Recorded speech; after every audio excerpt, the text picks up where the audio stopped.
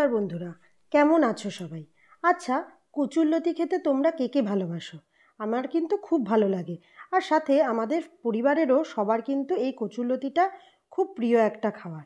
তাহলে চলো আজকে কচুরলতি রান্নাটাই না হয় করি। কিন্তু এই কচুরলতি খেতে খুব ভালো লাগলেও এটা কিন্তু ছাড়ানো বা বেছে রাখা পরিষ্কার করাটা খুবই সময় সাপেক্ষ এবং কষ্টকর কাজ। কিন্তু যতই যাই বলো না কেন, কষ্ট বলে আমরা রান্না করব না, ছাড়াবো না, খাবো না, সেটা তো হতে পারে না, তাই না? কোনো কিছু ভালো পেতে গেলে একটু তো কষ্ট করতেই হবে। তাই সময় সাপেক্ষ হলেও এরকমভাবে একটু ছাড়িয়ে কষ্ট করে বেছে কেটে খেয়ে নিলেই যথেষ্ট। আর আমি জানি আমার মতো এরকম অনেকেই আছে যারা একটু ভালো খাওয়ার জন্য বা পরিবারের সবাইকে ভালোভাবে খাওয়ানোর জন্য এইটুকু কষ্ট করতে কোনো সমস্যাই হয় না, তাই না? আর সত্যি কথা বলতে যে কোনো ভালো কিছুর জন্যই তো একটু কষ্ট করা দরকার। অনেকেই মনে করেন এখনকার দিনের মেয়েরা নাকি এই সমস্ত কাজ একেবারেই ভালো করে পারে না। কিন্তু কে বলেছে? আমরা কিন্তু যেমন খেতে পারি তেমনি এই কাজগুলোও করতে পারি, সাথে বাইরের কাজও আমরা করি, তাই না? তাহলে চলো রান্নাটা শুরু করা যাক।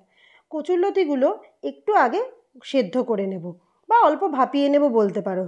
জল গরম হলে তারপরে লতিগুলো দেব।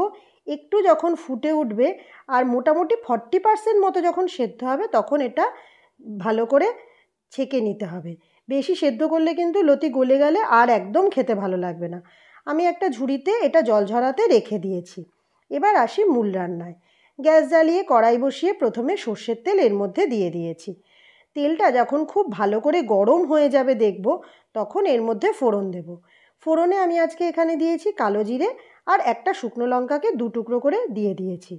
ফোড়নটা যখন ভালো করে ভাজা হয়ে যাবে তখন আমি এখানে একটু রসুন কুচি করে রেখেছি সেটা দেব। আর রসুনটা যখন হালকা ভাজা হয়ে যাবে তখন পেঁয়াজ দিয়ে দেব। এটা নিরামিষও খাওয়া যায়, কিন্তু আজকে আমি পেঁয়াজ রসুন দিয়েই করছি। তা তোমরা কে কে পেঁয়াজ রসুন দিয়ে খেতে ভালোবাসো আর কে কে নিরামিষ খেতে ভালোবাসো একটু জানিও তো। যাই হোক, পেঁয়াজটা যখন মোটামুটি হাফ ভাজা হবে তখন এর মধ্যে লতিগুলো দিয়ে দিতে হবে। আর এই সময় কিন্তু গ্যাসের ফ্লেমটা বাড়িয়ে রাখতে হবে।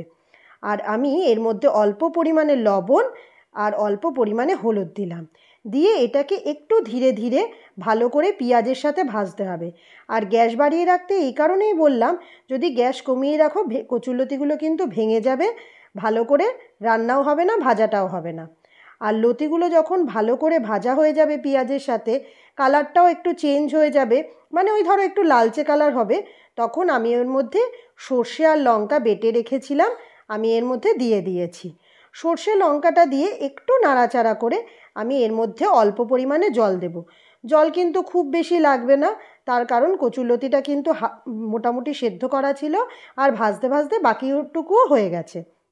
এইবার যেটুকু পরিমাণ জল দরকার সেটুকু দিয়ে তারপরে আমি কিছুক্ষণ ফুটাতে দিয়েছিলাম। দেখো জল কিন্তু আমার শুকিয়ে গেছে।